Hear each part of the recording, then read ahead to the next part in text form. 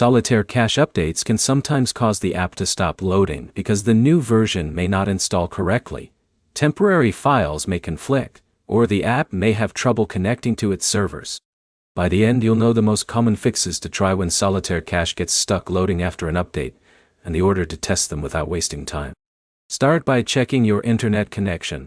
A loading screen can happen when the app cannot communicate properly with the service it needs to reach. Switch between Wi-Fi and mobile data, then open Solitaire cache again. If the app works on one connection but not the other, the issue is likely related to your network.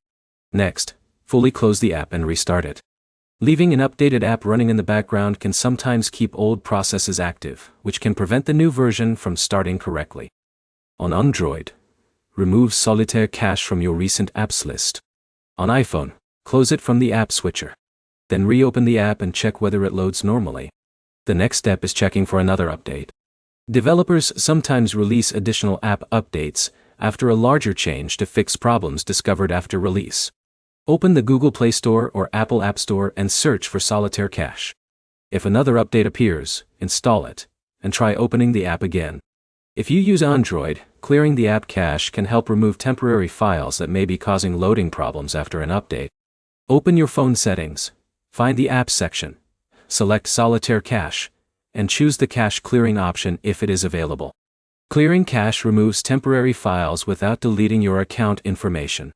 For iPhone users, reinstalling the app can refresh the installation. Delete Solitaire cache, download it again from the App Store, and sign back in using the same account details. Before reinstalling, make sure you know how you normally access your account. This helps prevent login problems after the app is installed again.